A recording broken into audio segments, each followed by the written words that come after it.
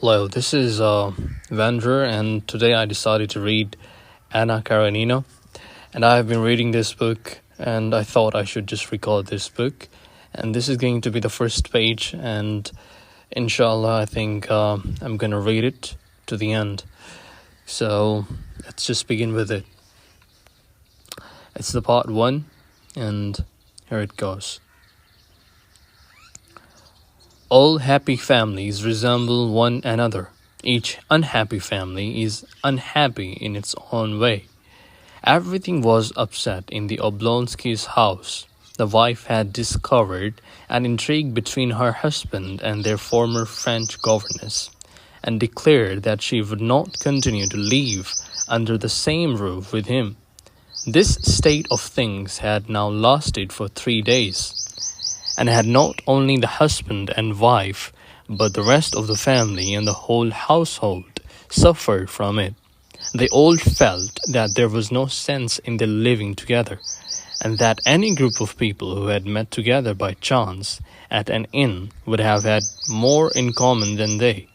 The wife kept on to her own rooms. The husband stopped away from home all day. The children ran about all over the house uneasily.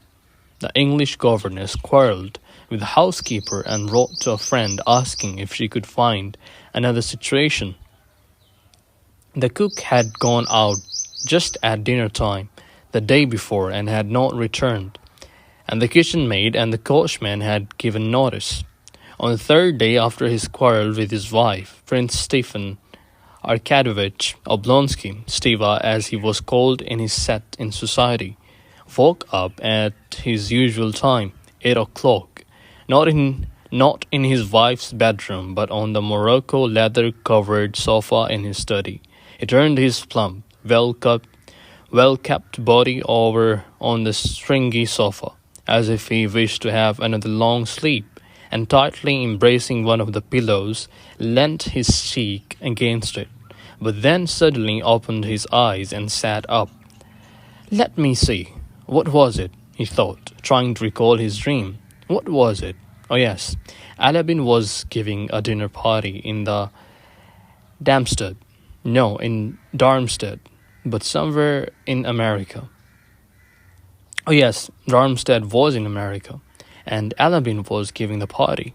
The dinner was served on the glass tables, yes, and the tables sank. No, exactly, but something better than that.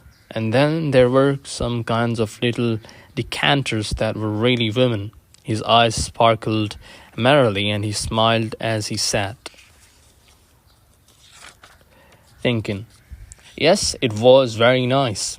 There were many other delightful things which I can't just get hold of, can't catch now I'm awake. Then noticing a streak of light that had made its way in at the side of the blind, he gaily let his legs and felt about with his feet, for his slippers finished with bronze kid. It was last year's birthday present embroidered by his wife, and from 9 years' habit he stretched out his arm, without rising towards where his dressing gown usually hung in their bedroom. And then he suddenly remembered that and why he was not sleeping there but in his study. The smile vanished from his face and he frowned. Oh dear, he groaned, recalling what had happened, and the details of his quarrel with his wife, his inextricable position, and worst of all, his guilt rose up in his imagination. No, she will never forgive me. She can't forgive me. And the worst thing about it is that it's all my fault, and yet I am not guilty.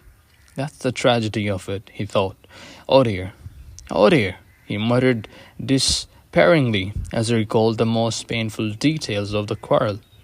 The worst moment had been when, returning home from the theatre, merry and satisfied, with an enormous spear in his hand for his wife, he did not find her in the drawing-room, nor, to his great surprise, in the study, but at last saw her in her bedroom, with the unlucky note which had betrayed him in her hand.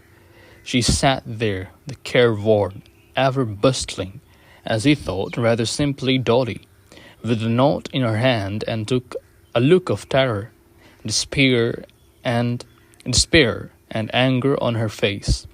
"What is this?" "This," she asked, pointing to the note, and as often happens it was not so much the memory of even that tormented him, as of the way he had replied to her. At that moment there had happened to him what happens to most people when unexpectedly caught in some shameful act. He had not had time to assume an expression suitable to the position in which he stood toward his wife now that his guilt was discovered. Instead of taking offense, denying, making excuses, asking forgiveness, or even remaining indifferent, anything would have been better than what he did. He involuntarily reflex action of the brain, thought Oblonsky, who was fond of physiology, smiled his usual kindly and therefore silly smile. He could not forgive himself for that silly smile. Dolly, seeing it, shuddered as if with physical pain, and with her usual vehemence, burst into a torrent of cruel words and rushed from the room. Since then she had refused to see him. "It's all the fault of that stupid smile," thought Oblonsky. "But what am I to do? What can I do?" he asked himself in despair, and could not find any answer. Well, that's it for the day. I think I just finished the first chapter or something. I don't know. Well, that's it. Have a good time. If anybody listened to this, thank you for listening. Take care.